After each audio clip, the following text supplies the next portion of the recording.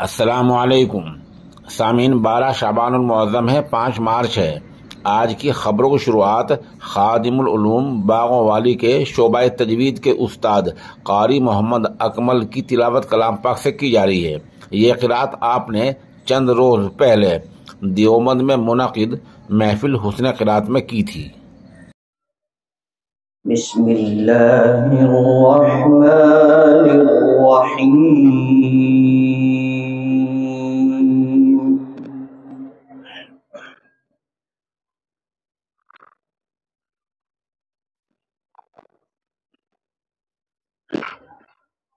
وإذ قال إبراهيم رب اجعل هذا البلد آمنا رب اجعل هذا البلد آمنا واجنبني وبني أن نعبد الأصنام رب إنهن أضللن كثيرا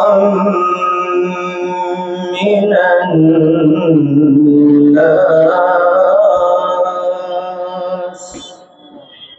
فمن تبعني فإنه مني ومن عصاني فإنك غفور رحيم ربنا إني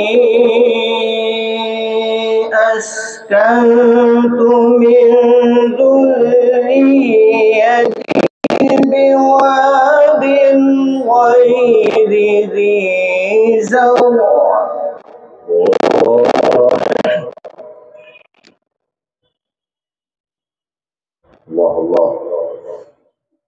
أسكنت من ذريتي بواد غير ذي زرع عند بيتك المحرم ربنا ليقيموا الصلاة فاجعل أفئدة من الناس تهوي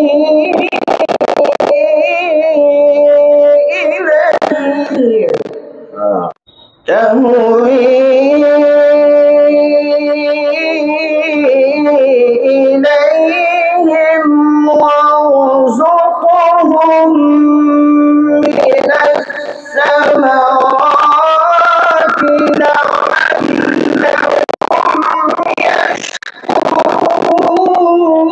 يشكرون.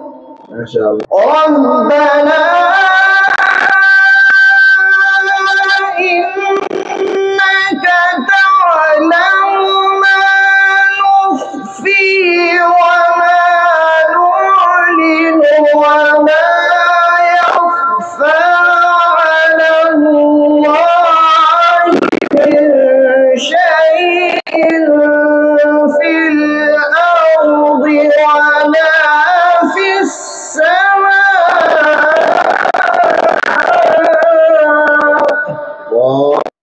الحمد لله الذي وهب لي على الكبر إسماعيل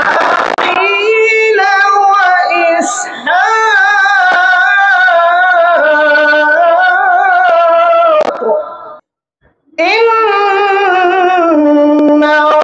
ربي